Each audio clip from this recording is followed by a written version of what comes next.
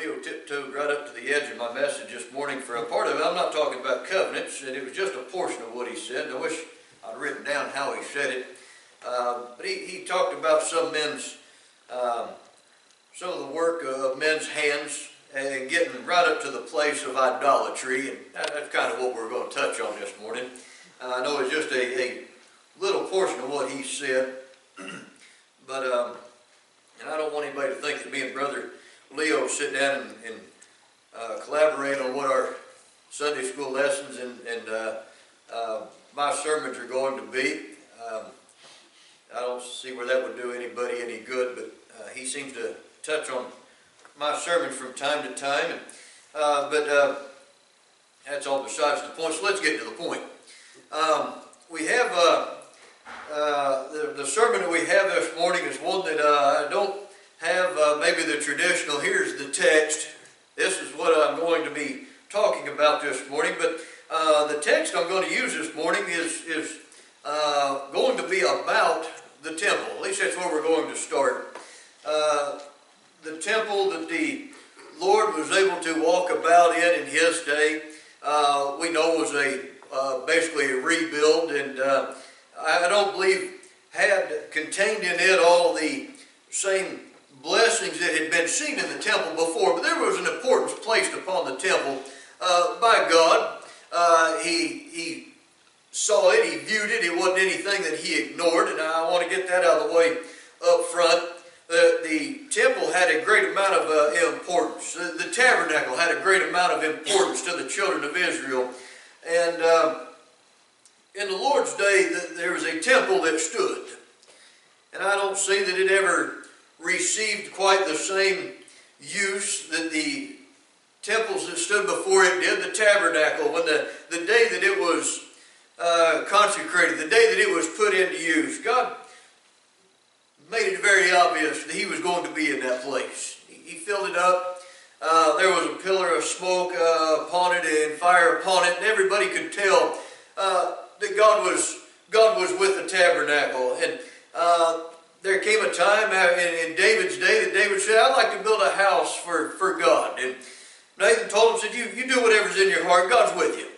And Nathan had to go back and tell him, well, you've been a man of blood, you're not going to be able to build this house, but I'll tell you what, your son's going to be able to build a house for you. And then Solomon built a temple unto God, and God blessed it also and filled it with his presence to the place the priests were not able to go in and minister out of it either. I don't ever read where this temple got that type of blessing, but there was still a temple that stood. This temple stood, and I believe it was a beautiful, beautiful work of art. I really do. I think according to a lot of things we build today, it would put a lot of our craftsmen to shame today. I believe it was a beautiful thing to behold. Praise. The children of Israel got out of line with it, though. I really think they did. Children of Israel, and they had did this at other times. There was a time when they had a brazen serpent.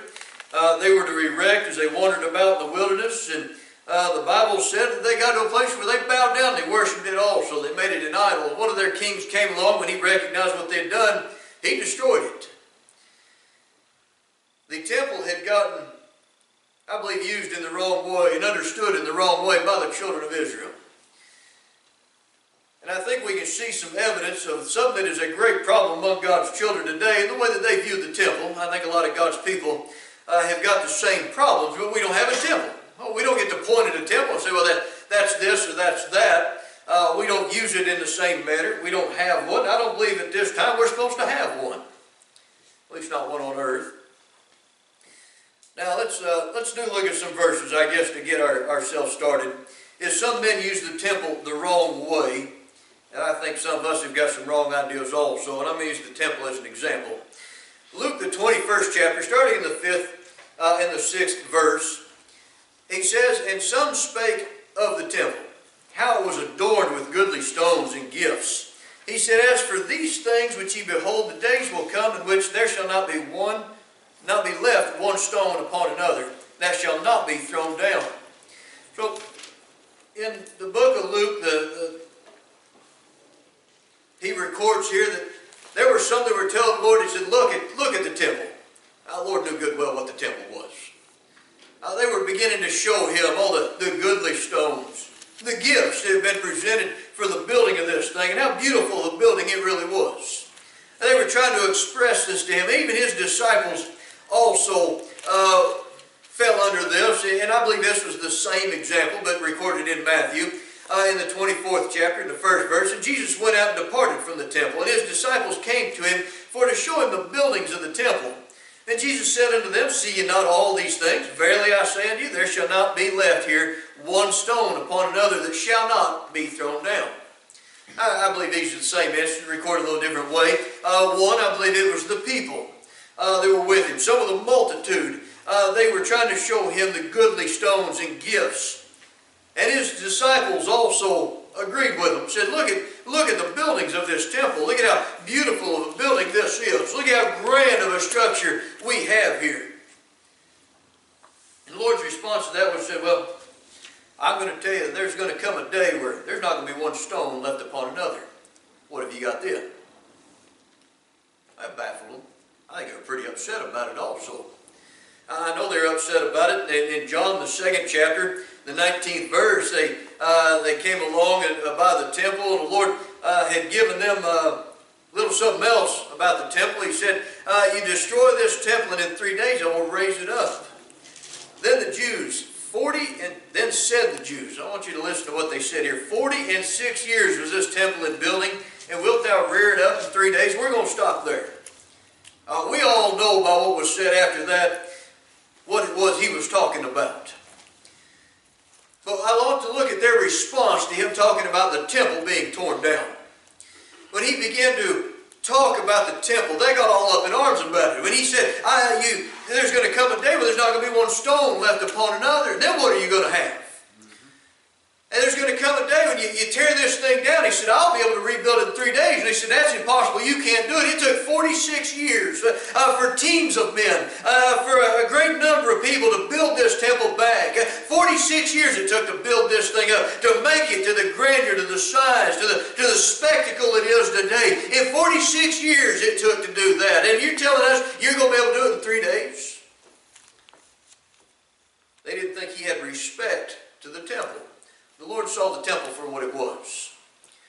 The Jews' whole religion revolved around the temple. Their religion was wrapped up in sacrifices were brought there. This is where offerings were brought. It had a great part in the Passover and all the feasts. The temple was central to all these things. And I don't want to take anything away from the temple. The temple was important to their religion. The temple had a very important use. The temple, as the Lord said, it should be a house of prayer. It should be a place you could come. It could be a place that had its use. It was a place that was necessary. But the Jews began to look at this is the central, this is the focal point. And I believe the temple, where they went wrong, this is their fault, and I believe this is the fault of many of God's children, and humanity in general. It became to them a picture of their righteousness. So that's the evidence of our righteousness. This is what makes us better than all the people in the world. We got the temple. And look how beautiful a temple it is. This shows that we are God's children. We can't do anything wrong. We're the children of God. We got the temple. This thing's beautiful. It's overlaid with gold. Look at the goodly stones. Look at the gifts that have been given to its building. This just shows our righteousness. Now, when they looked at that temple as being the evidence of their righteousness, and it being the focal point of their religion, you can imagine why it stepped on their toes so bad when the Lord told them, so there's going to come a day where there won't be one stone stood upon another. Then what does your righteousness have to be pointed to? God's people, a lot of times, we run into the same problem where when we are asked what is the evidence, what is our righteousness? We've lost sight of what our righteousness really is. Go around most of the people that claim to be Christians, you ask them, what is your righteousness? And they're going to be pointing to their families. They're going to point to their church house. They're going to be pointing to the works they've done, missionary works. They're going to say, that is our righteousness. Folks, those are works. Works have their place. Those are things you're supposed to be doing. They're things we've been commanded to do. There are things that we should have put some very great importance on. But what is our righteousness? If we look at those things and say, there is my righteousness, we're pointing to the wrong place. Children of Israel, I believe they looked at the temple and said, there is our evidence. That is our righteousness. As long as it stands, it proves that we are the righteous children of God.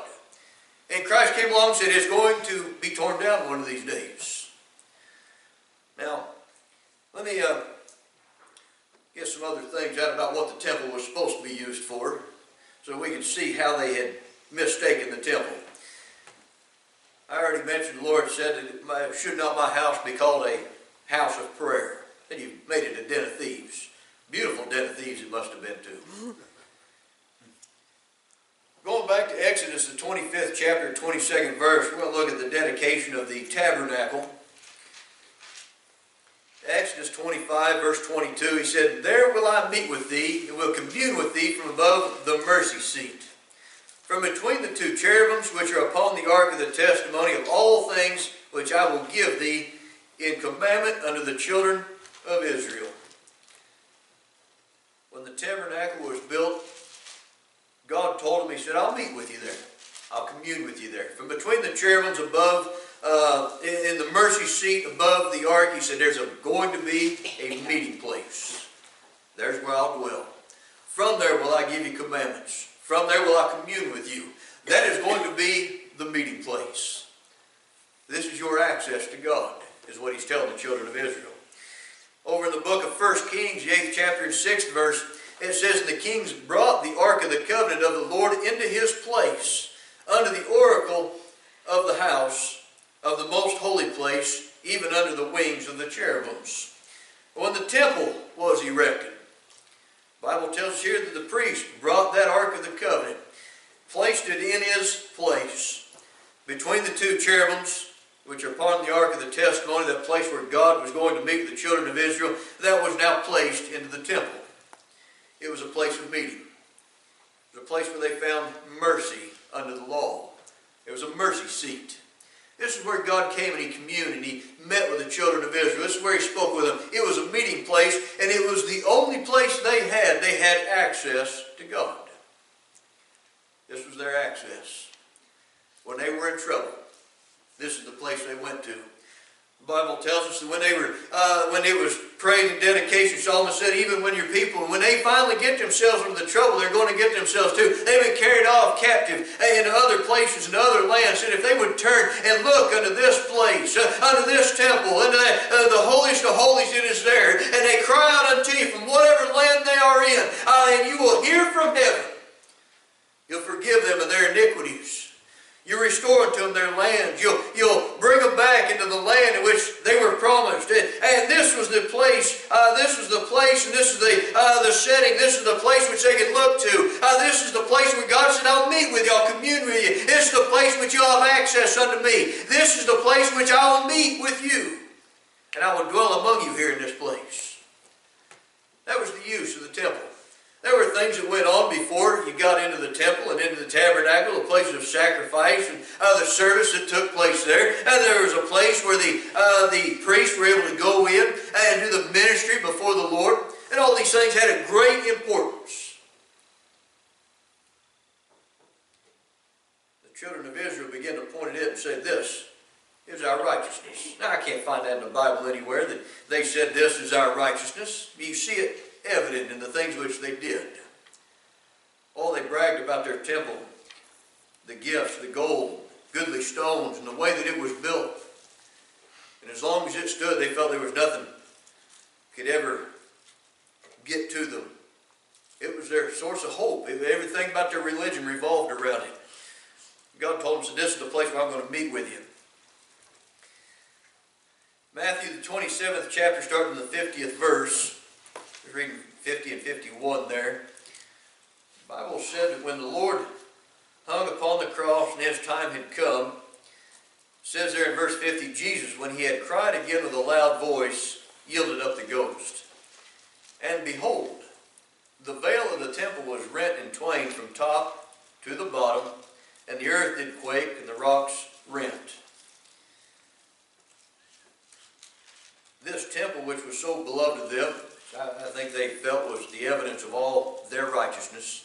If you'd asked them, what is the evidence of their righteousness, they would have pointed to those things. Where is your righteousness? I believe everything was wrapped up in the temple.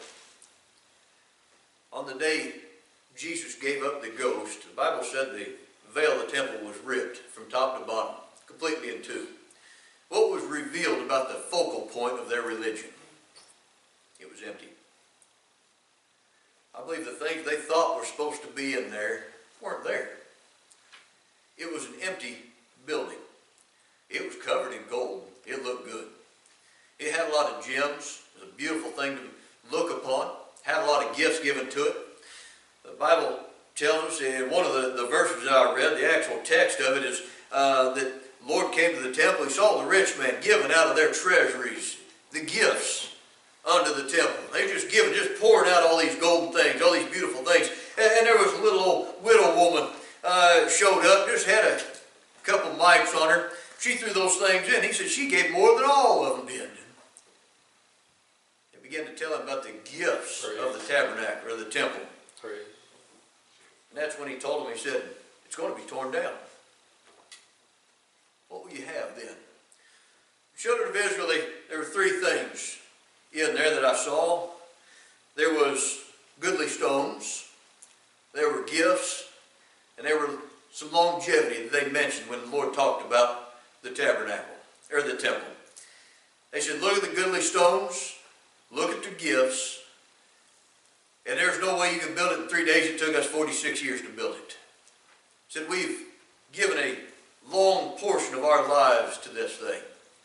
They said, this is all of our righteousness is wrapped up in this one thing. The Lord said, it's going to be destroyed. Then what are you going to have?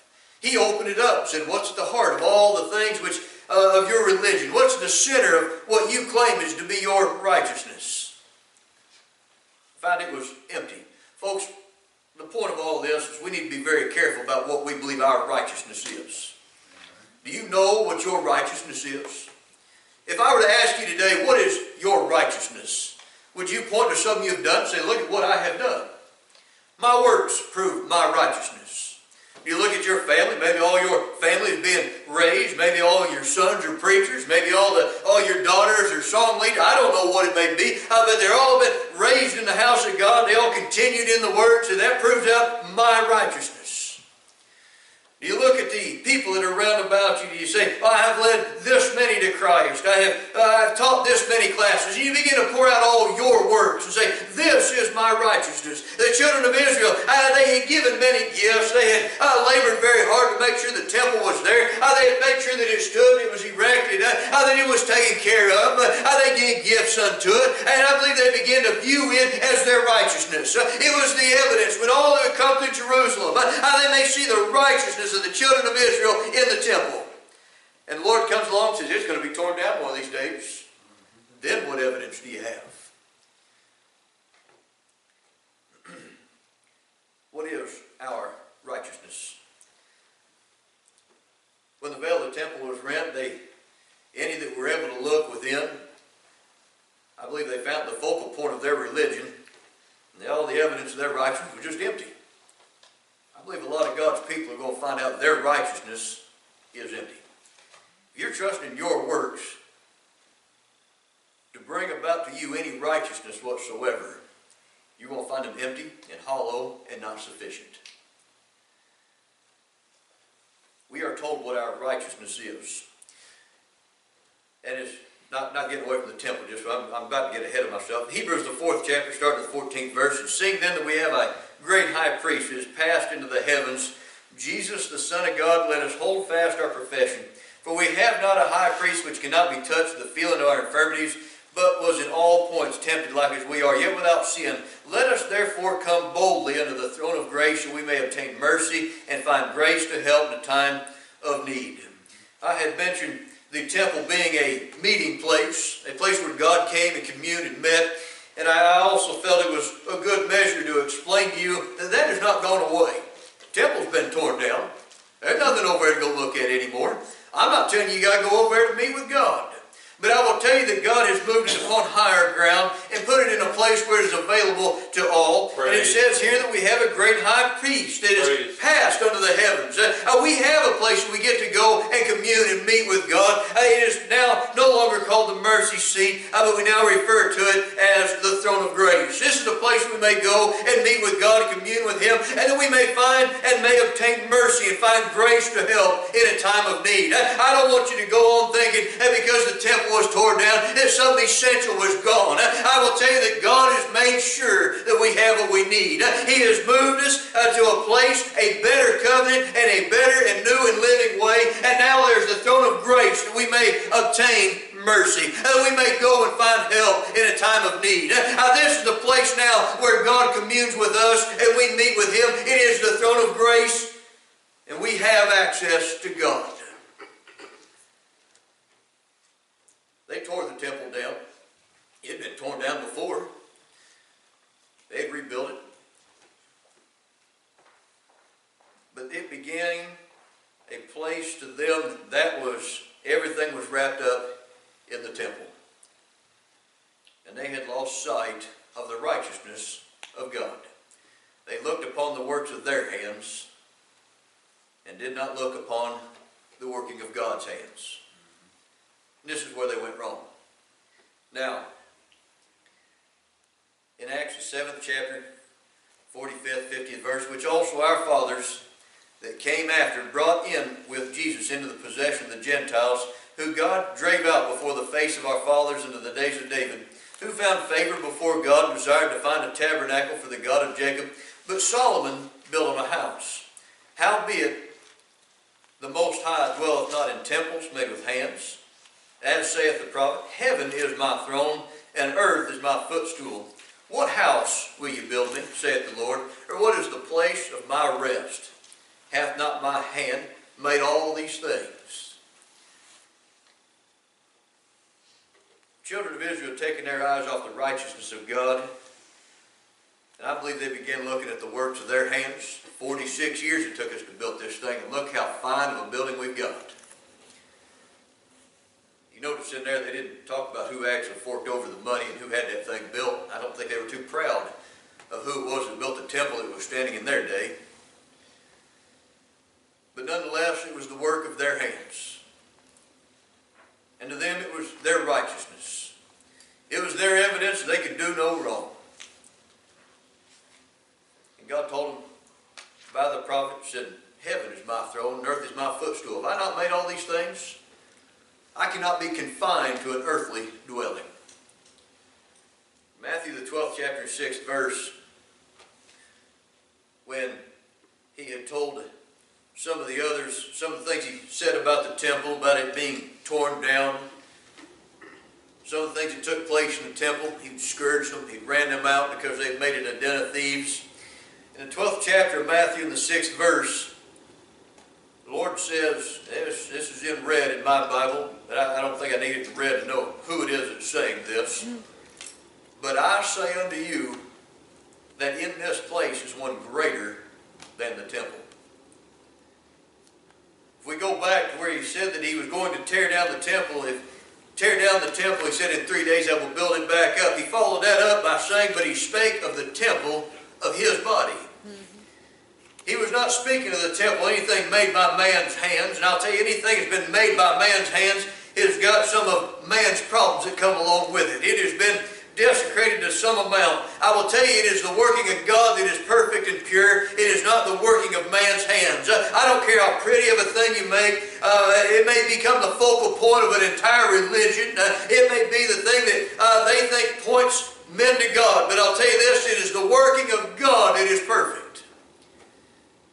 And when the Lord spoke of the temple, there are a lot of theories out there about what the temple means. The Lord tells us what the temple represented. He said he spoke of the temple of his body. I believe the temple paints a very beautiful picture of a resurrected and glorified Christ. And the glory that is in it. It had to be a beautiful building, right? To try to give a picture of that. I don't want to take away from the temple. I believe it was beautiful. I think it had its right place. The children of Israel took it out of its rightful place and made it something different. He spake of the temple of his body. 1 Corinthians, the 3rd chapter, starting 10th verse, said, according to the grace of God which is given unto me as a wise master builder, I have laid the foundation, and another buildeth thereon. But let every man take heed how he buildeth thereupon. For another foundation can no man lay than is laid, which is Jesus Christ. Now if any man build upon this foundation gold, silver, precious stones, hay, wood, or stubble, every man's work shall be made manifest, for the day shall declare it, because it shall be revealed by fire, and the fire shall try every man's work of what sort it is. Now let's look, see if we can make an application of this outside the temple. So I said we don't have a temple. At least not one made with hands. At least we better not have one. Paul writing to the Corinthians said, as a wise master builder, he said, I've laid the foundation, another man buildeth thereon.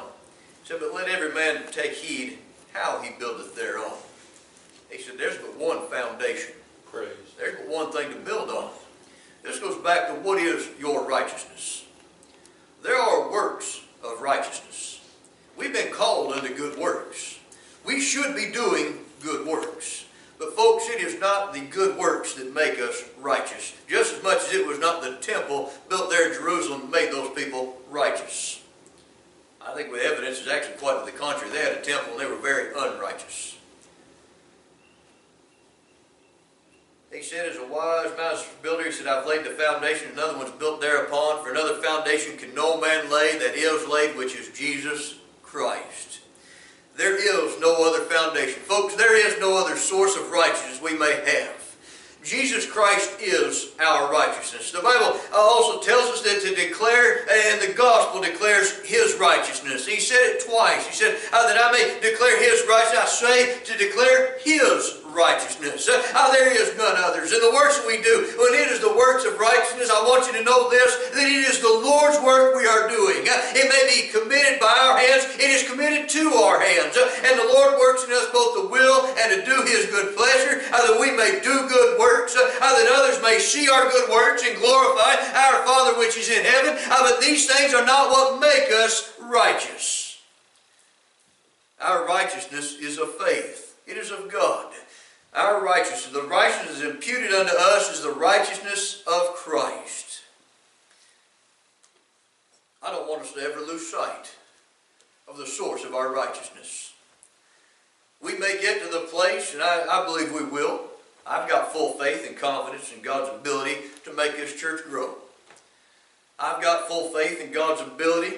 I've got confidence in His willingness for us to grow and for us to do things and to be a bright and shining light in this community. But folks, the works that we do not make us righteous. Our righteousness is of God. And we had never have the opportunity to point at our works and say, that's what made me righteous. We may get puffed up. We may get proud. And all these things are to our shame. The Lord even said of Abraham, said, if he had done any great works, said, he may have had occasion to boast, but not before God. When we spoke of Abraham, said the righteousness Abraham had was given to him of God. Our righteousness is of God. Now, speaking of our works, I want to go back to the three things I mentioned earlier. Goodly stones, gifts, and the endurance. They looked at that temple and they said, oh, look at the goodly stones. Look at the gifts. Look at the gold. Look at the riches. Look at the silver been given unto this thing. When he said it was going to be torn down, he built it again in 3 days. They got mad at him and said it took us 46 years to build this thing. Look at the endurance we put into it. When men lose sight of what the true righteousness is, and they begin to look at their works, they begin looking at these things. Look at how big the work is, the goodly stones. Look at the gifts that I've given to it, the gold, the silver. Look at the beautiful things that I have been able to do. And look at how long I've been doing it. There's going to be some stand lost in the judgment. They're going to stand before God and they're going to say, but look at the things I've done. Look at the abundance of works that I have done in thy name. I have fed the poor. I have clothed those who were naked. I have done this. I've visited those who were in prison. I have done all these things. They're going to hear, depart from me, you worker of iniquity. There's going to be a lot of people trust in their works. I'm afraid a lot of God's people believe their works make them righteous. Our righteousness is of God. Now, I may be going about this in a weird way, strange to some.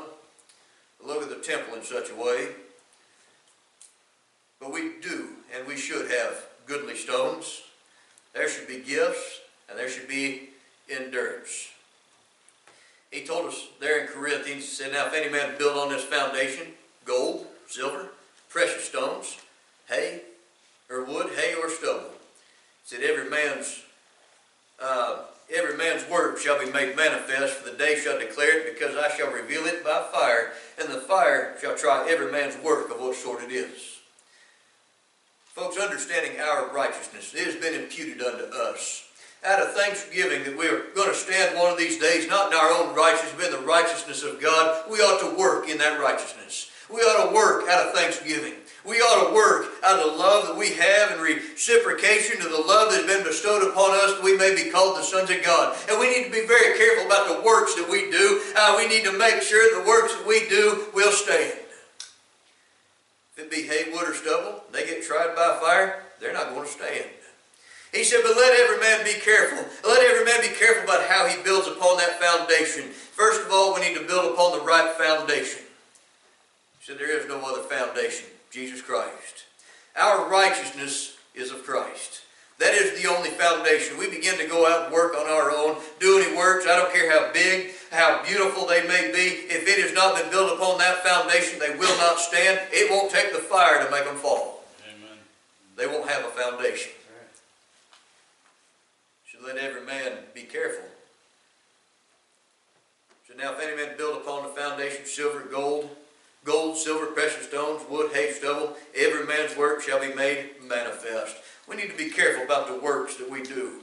The goodly stones, I think we ought to have a great amount of work. We ought to undertake to do a great work, great in size, great in stature, great in weight. And I'll tell you this, the work has been laid out before us.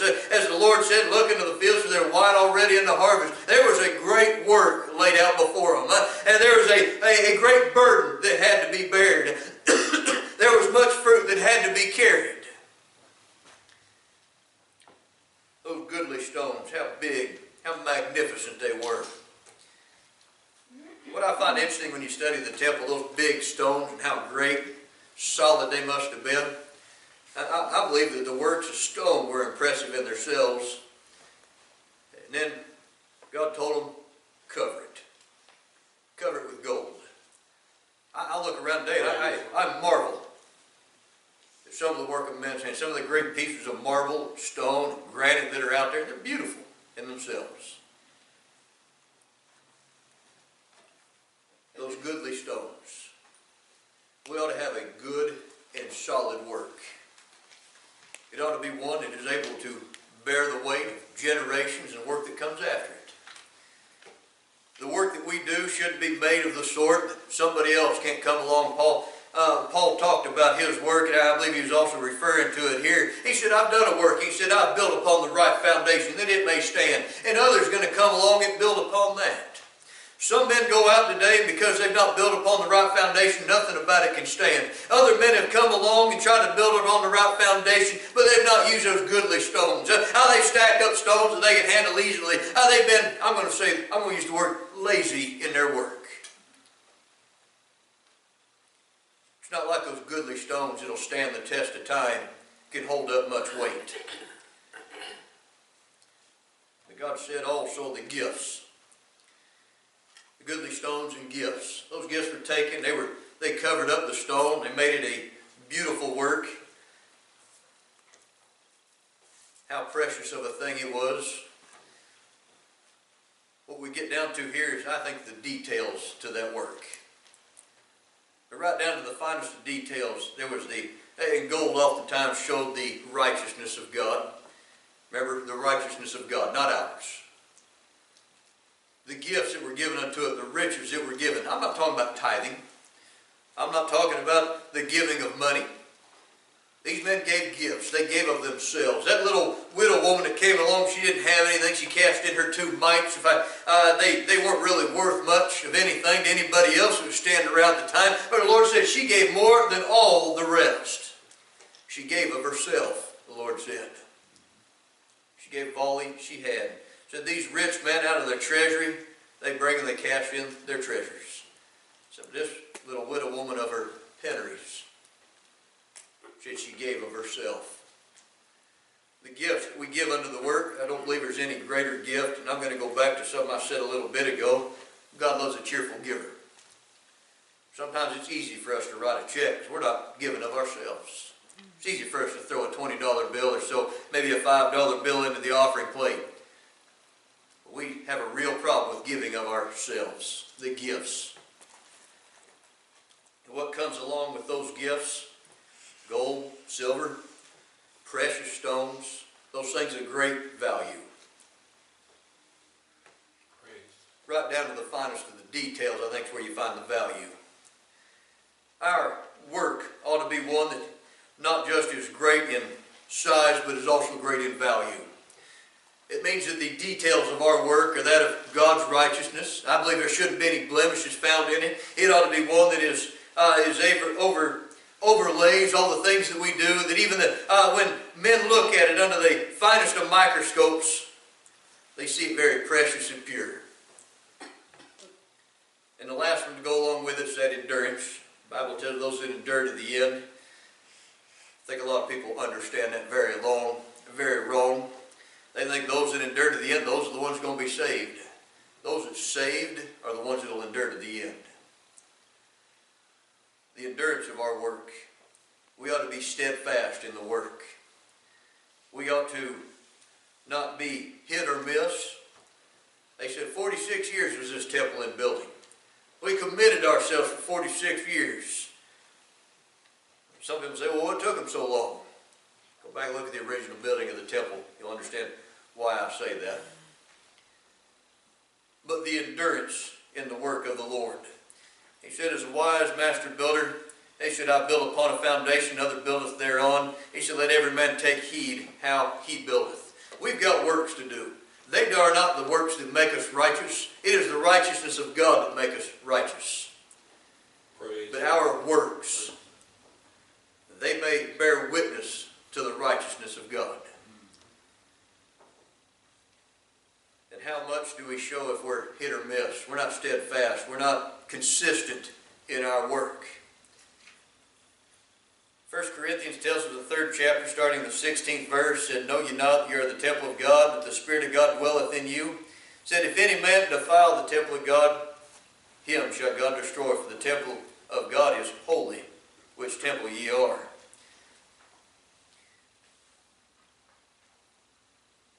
Many of God's people have lost sight of the source of their righteousness. Maybe this message is more twofold. People have lost sight of where righteousness should come from. They look to their works, say, these are the things that make us righteous. Oh, we show our love, we show our compassion, we give great gifts. These are the things that make me righteous. Folks, our righteousness is imputed. That's the way the Bible says it was given, imputed. Why was it imputed? Because of our great works? No, it's imputed because of righteousness. Or because of faith. Praise. Sorry, let me get that right. Righteousness is imputed unto us by faith. And in righteousness we work. We don't work to make ourselves righteous, but in righteousness we work. There is no other foundation can be laid than that which is already laid, which is Christ Jesus. It is in that righteousness we work. It is in, and it will be tested, it will be tried to prove how it is we've worked. Have we worked upon that great foundation, which is Christ Jesus? And we went off to build upon another foundation. And then when we have built upon that foundation, what type of work have we laid? Goodly stones? Precious gifts? Have we labored long and hard in the work that is laid out before us? These things will be tried. There is a work, but I think we've got the cart before the horse. Many of God's people have said, when they lose sight of the righteousness, they begin to look to their works for righteousness. And they will find it's not satisfactory. They try to look for more works. They do this and they do that. Our righteousness is not by works. The Bible is very clear about that. Children of Israel looked upon the house that they had built there, and I believe they looked at it and they said, there's the evidence of all of our righteousness. There's our religion. We can't do any wrong. We got the temple. God's for us, who can be against us? I think a lot of God's people like that verse, but they use it very wrong. They said, we got the temple. Look how beautiful it is, the evidence of our righteousness. Because of those big, goodly stones, because of all the gold, the silver that is found in the temple, the evidence of our righteousness. The Lord comes along, says, it'll be torn down one of these days. Then what we have to show for your righteousness? Folks, we're to stand in judgment today. And God asks, what is your righteousness? What would be your answer? Would you begin to lay out all the different works that you've done? Churches you've been a part of, ministries you've began, you've seen come through to the end, vacation Bible schools you've been a part of, camps that you've maybe ran, put together. Is this going to be your answer? Oh, you'll stand there with a full understanding the only righteousness I have is the righteousness imputed unto me, that is the righteousness of Christ. I hope your answer is, the righteousness I have is the righteousness of God. The righteousness of Christ. And then God's going to look at our works. Are you going to have any works to be declared? Is there anything there? When you look at them, is it going to be hay, wood, stubble? Or is it going to be full of goodly stones? Those precious gifts.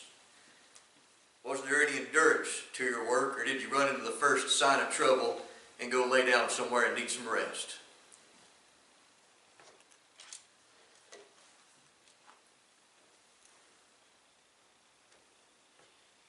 Brother Leo, I think, hit the nail on the head. Some men look at their works and they've gotten into the place of idolatry. I believe the children of Israel looked at the temple right up to the place of idolatry. They worshipped it. They should look at the works, look at the gifts we've given to it. We kept it up. It's a beautiful building. But what did they have when it was torn down? What do they have now? Does anybody want to look at their righteousness now and say, look at what they've got over there. They don't have a temple. There's some profaning the place where the temple once stood. And I believe their people are still trying to figure out, well, where is our righteousness? If we lose sight of where our righteousness is from, our works will suffer. That's my message. It may have been an odd way to go about it, but that's the way it was shown to me. And that's the way I've showed it to you. I don't doubt that the temple, I kind of wish I'd gotten to see it. I've seen people's drawings of it, what they thought it once looked like. And even the things they've drawn, I believe, are beautiful, and I think they probably paled in comparison to what it really looked like. I believe it was beautiful. But if your works is your claim to righteousness, I believe just as the temple was found to be empty and was able to be torn down, then all your righteousness is also empty and able to be torn down. Our righteousness is of God. Our works are in response. At least that's the way it should be. I hope they are with you. Anybody got a word or testimony or anything before we dismiss?